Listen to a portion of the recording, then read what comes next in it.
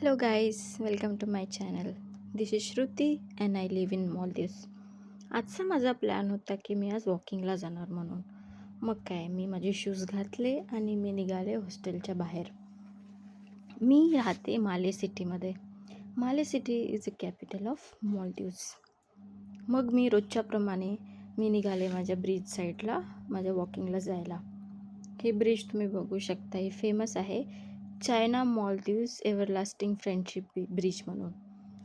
मग मी निघाले ब्रिजकडे जायला. तुम्ही ट्रॅफिक बघू शकता मालदीव्सचं. आणि हा ब्रिज स्ट्रेट जातो एअरपोर्टकडे आणि एक हुलुमाले एक स्मॉल आयलंड म्हणून.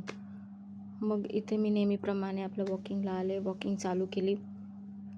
आणि तुम्ही इथे सनसेट पण बघू शकता. माझी वॉकिंग झाल्या इकडे ह्या बाजूला सनसेट होता. मग मी सनसेटचा थोडा एन्जॉय केला आणि माझी वॉकिंग झाली. इकडे येण्याचं एक कारण म्हणजे इथे समुद्राच्या लाटा चांगल्या पाहायला भेटते आणि खूप थंडी थंडी हवा पण चालू असते. आणि मेन म्हणजे एअरपोर्ट बाजूला लागून आहे, तर येणाऱ्या जाणाऱ्या फ्लाईटचा व्ह्यू पण तुम्ही बघू शकता. मग माझी वॉकिंग झाली आणि मी वळले रूमकडे जायला. मग जाता जाता तुम्ही बघू शकता इथे की हे मालदीवचं ट्रॅफिक इथून मेन चालू होते.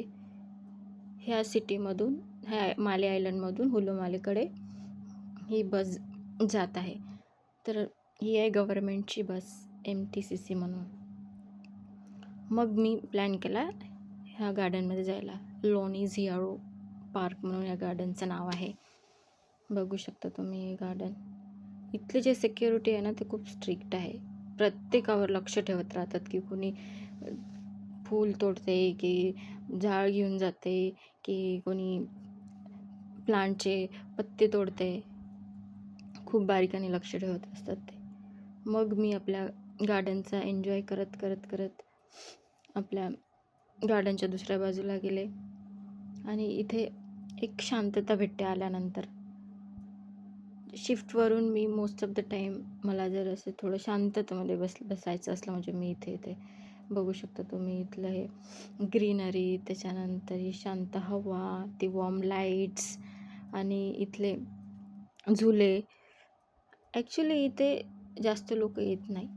जास्त करून थर्सडे आणि फ्रायडेलाच बघायला भेटते जास्त लोक, कारण का फ्रायडे म्हणजे हा इथला वीक ऑफ असतो आणि थर्सडे हा तुम्हाला माहीतच आहे तर तो वीकेंड म्हणून.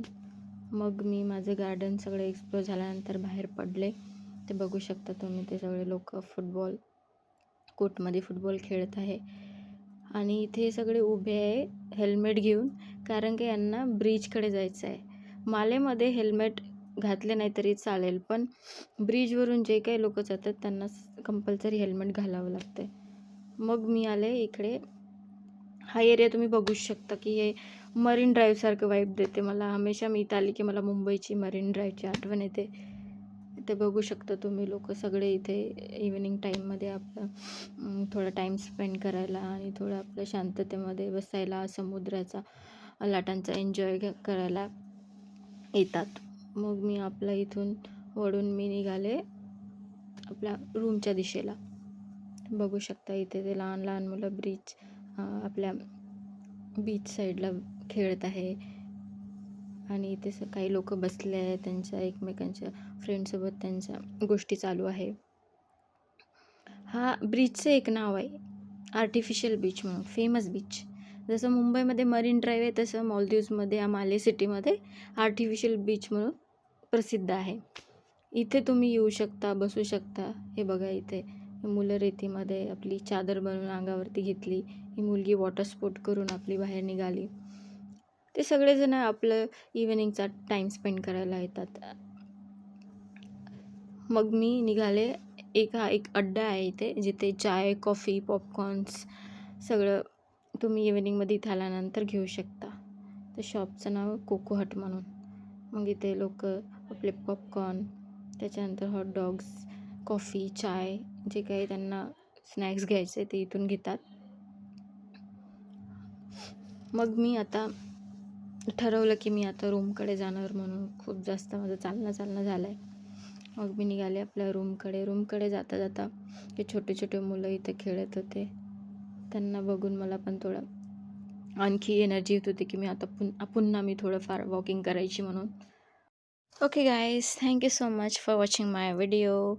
Please do subscribe, share, like, and comment. See you in next vlog. Bye bye. Thank you.